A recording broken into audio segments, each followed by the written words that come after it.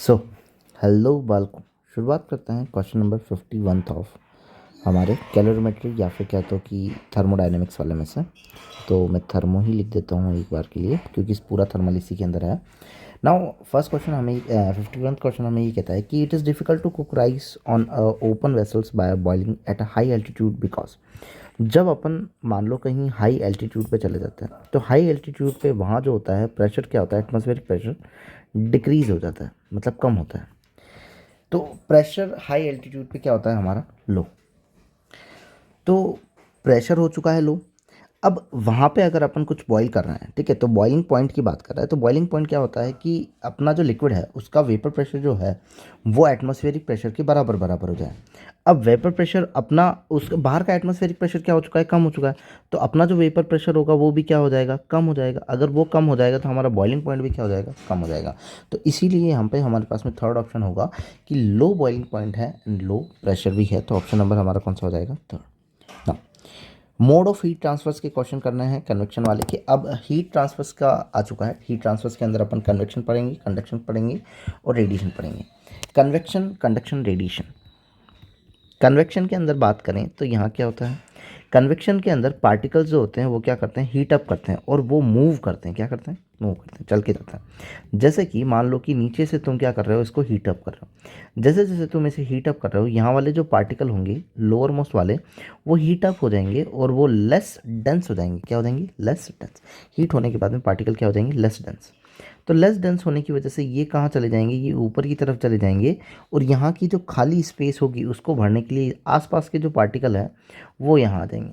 तो heat up होने के बाद में पार्टिकल का क्या हो रहा है, मूवमेंट हो रहा है। तो ये चीज़ें कहाँ चलेगी, कन्वेक्शन के अंदर चलती हैं।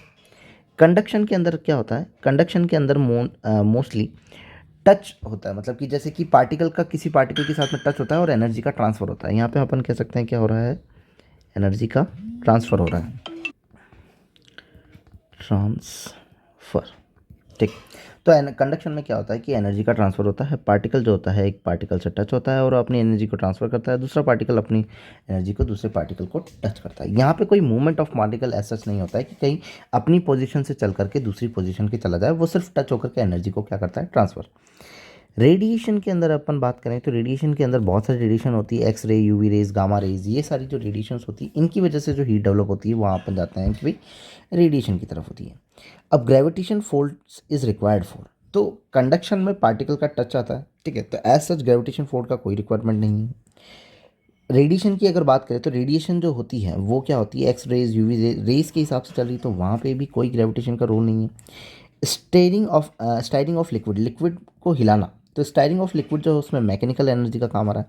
तो एक्चुअली कन्वेक्शन जो है वो मेथड इंक्लूड करता है कौन सा, ग्रेविटेशन फोर्स का। क्यों, क्योंकि यहाँ पार्टिकल लेस डेंस होकर के कहाँ जा रहे हैं, ऊपर हो रहे हैं, और हाई डेंस वाले आते हैं कहाँ आते हैं, नीचे आते हैं ग्रेविटेशन फील्ड की रह मतलब कि उसकी देख रेख के अंदर, मतलब। तो कन्वेक्शन यहाँ पे हमारा ऑप्शन होना चाहिए ना।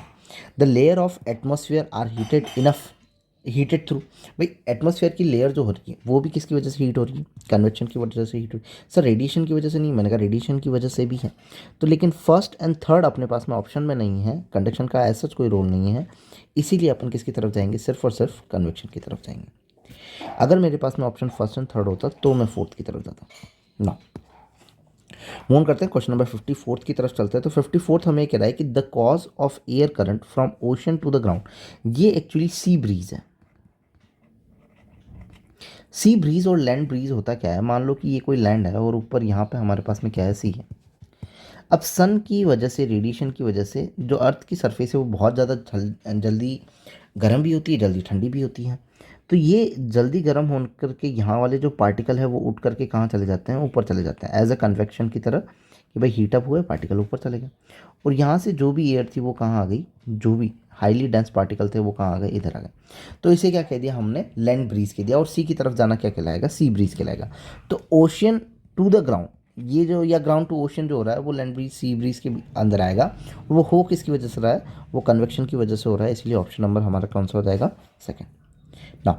55 की अगर बात करें तो क्वेश्चन नंबर 55 हमें ये कह रहा है कि in which of the following phenomena heat convection does not take place.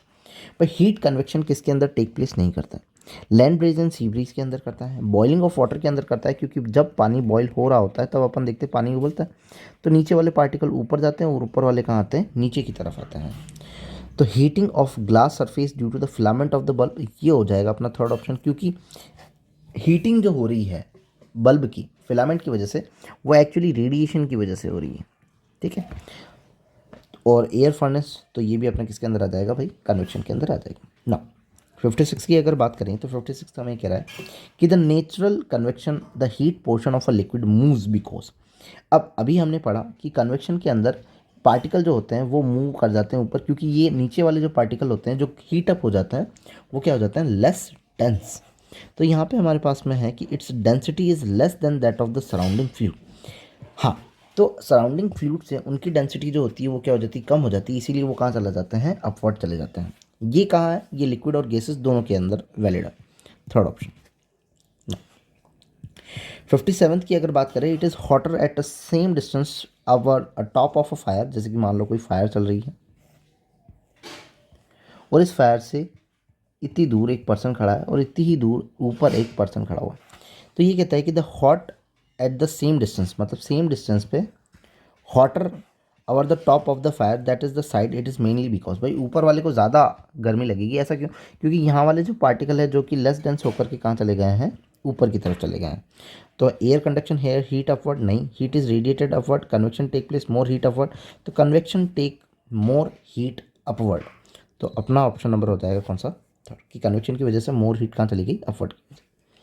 58 की अगर बात करें तो यहाँ पे कह रहा है कि the freezer in a refrigerator is located at the top section so that, भाई फ्रीज़र जो है वो हमारा कहाँ होता है, हमेशा ऊपर की तरफ लोकेटेड होता है और नीचे नहीं होता है, क्योंकि कन्वेक्शन की वजह से जो लेस डेंस पार्टिकल है, जो ठंडे ठंडे पार्टिकल हैं जो कि क्या हो सके हैं, वो कहाँ चले जाएंगे, अपर साइड में चले जाएंगे और नीचे भी डेंसिटी बनी रहेगी।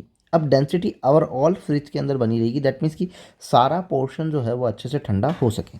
The entire chamber of the refrigerator is cooled quickly due to the convection, convection की वजह से, ऊपर नीचे मूवमेंट की वजह से जो हमारा रेफ्रिजरेटर है वो जल्दी ठंडा रह सके, इसीलिए अपन क्या करते हैं, फ्रीज़र जो होता है मोस्टली ऊपर रहता है ना।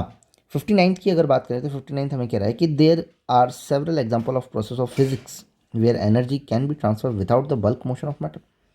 भाई बल्क मोशन ऑफ मैटर के बिना, जैसे कि कंडक्शन है उसमें बल्क मोशन ऑफ मैटर नहीं हो रहा है, रेडिएशन है उसमें बल्क मोशन नहीं हो रहा है, तो इनके अलावा होता है। For which one of the following process this is not the case, मतलब कि बल्क मोशन ऑफ मैटर होगा, बल्क मोशन ऑफ, देखो वेव प्रोपगेशन के अंदर एनर्जी ट्रांसफर रहेगी।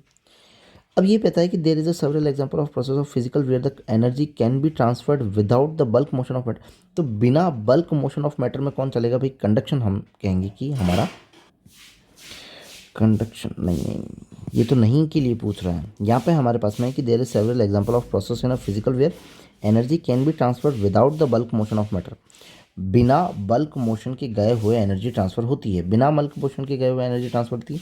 For which one of the following process this is not the case, भाई इसमें bulk का ट्रांसफर होगा, तो बल्क का ट्रांसफ़र कहाँ होगा, बल्क का ट्रांसफ़र होगा कन्वेक्शन के अंदर, क्योंकि अपन क्या कह रहे हैं कि हमारे जो पार्टिकल हैं जो कि लेस डेंस हो जाते हैं वो क्या जाते हैं ऊपर और नीचे, तो ट्रांसफ़र ऑफ मॉलिक्यूल जो हो रहा है, मतलब कि बल्क मोशन जो हो रहा है मैटर का, वो मोस्टली कहाँ हो रहा है, अपने कन्वेक्शन के अंदर हो रहा है, इसीलिए ऑप्शन नंबर कौन सा हो जाएगा, थर्ड, क्योंकि वेव प्रोपोगेशन हो गया, कंडक्शन हो गया या रेडिएशन हो गया, उसमें मैटर का एज सच विदाउट मूवमेंट, मतलब मूवमेंट नहीं होता, वो कहीं जाती नहीं, बट कन्वेक्शन के अंदर क्या होता है, पार्टिकल्स जाते हैं, तो इसी now when a fluid are heated from bottom, convection current are produced because convection current produced because molecules of fluid become aligned, molecules collision take place within the fluid, heat fluid become more dense, नहीं heated fluid जो होता है वो less dense हो जाता है, heated fluid become less dense than that of cold above it, तो option number हमारा हो जाएगा फोर्थ, कि जो लिक्विड हम हीट अप करते हैं वो हीट अप कर,